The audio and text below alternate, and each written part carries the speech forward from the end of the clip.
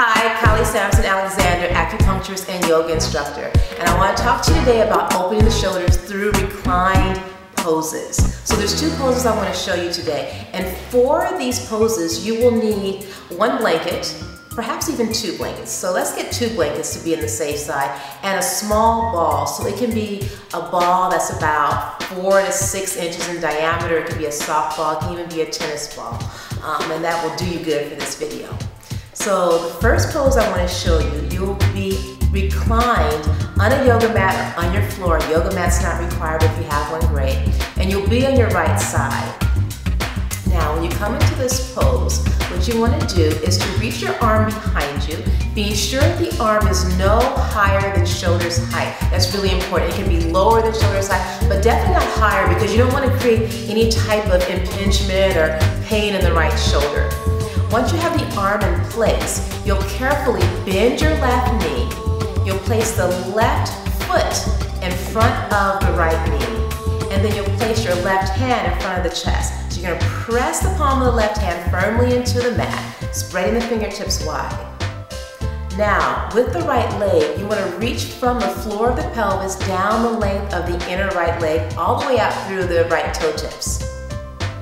Now, from here, you want to draw the tailbone down, firm the low belly in toward the low back, soften the front ribs toward the back body, steadying the gaze, and most importantly, deepening your breath.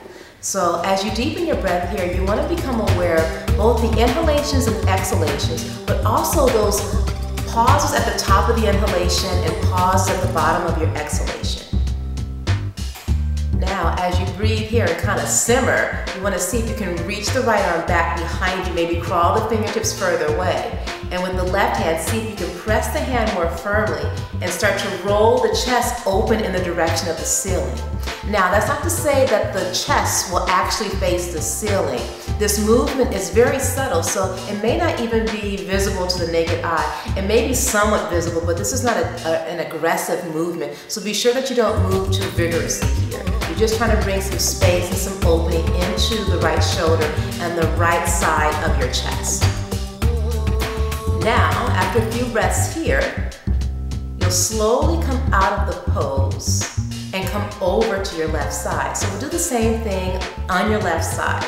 So, being on your left side, you'll take your right knee, bend the right knee, and place the right foot in front of the left knee. And then you're going to place the right hand down on the floor in front of your chest with a bend in the elbow. Now the left arm reaches behind you as before.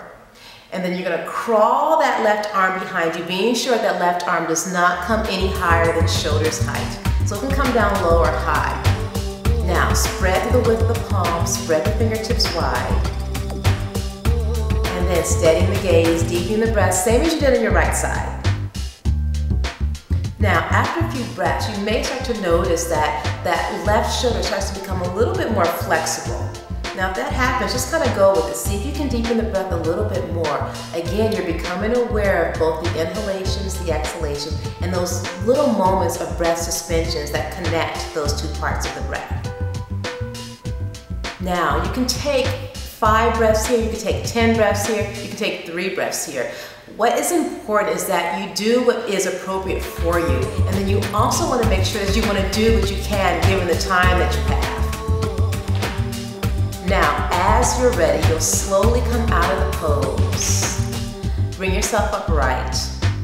And then we'll get ready for our next pose. So this next pose is really great to do with a blanket, maybe 2 blankets and a ball. So one of the blankets you can fold to be placed under your head.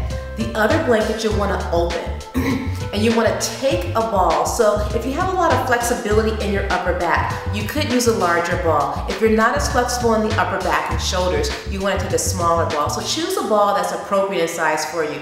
So it may take a few trials to kind of figure out what's best, but you got to go for it anyway. So with the ball and that blanket, you're going to open the blanket up and then cover the ball with that blanket. Now that blanket is important because it helps to stabilize the ball to make sure it doesn't roll all over and around the room.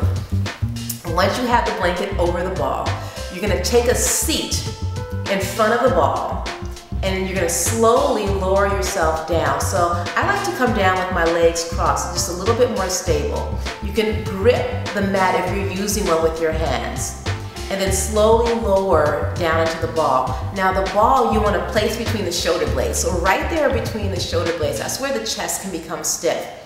When you place the ball, the chest can start to lift open and lift up toward the sky, and the shoulders have the advantage of gravity working in your favor. So the shoulders can start to drop down in the space between the ball and the blanket that you're perhaps using under your head.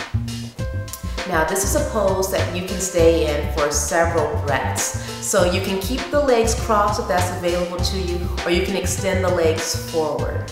What's important here is that you really focus on deepening that breath, bringing lots of energy, lots of chi, lots of prana, lots of life force deep into these poses. And you do that by cultivating a really nice steady breath. See if you can even out the length of the inhalations with the length of the exhalations. And again, observing the breath suspensions that connect the two breaths, the two parts of the breath, the inhalation and the exhalation. Now, with the shoulders dropping into that space, you may feel the collarbones starting to slide away from each other. The inner edges of the shoulder blades moving into the upper back, the chest opening, the outer edges of the shoulder blades dropping down toward the floor. This is a really great pose for shoulder stiffness, for stiffness in the upper back, and especially to counter that kind of concavity that happens if we lean over a computer or over a steering wheel. So it just is like a good remedy for your day of stress. Now to come out of this pose, if your legs are extended, I recommend perhaps crossing the legs to come out. Grip the edges of the mat if you're using one, and then take a deep inhale. And this is like your kiss goodbye to the pose. And then as you exhale, you're gonna tuck the chin in toward the chest, firm the navel in toward the low back, and then slowly lift yourself up, either gripping the mat or pressing the hands into the floor.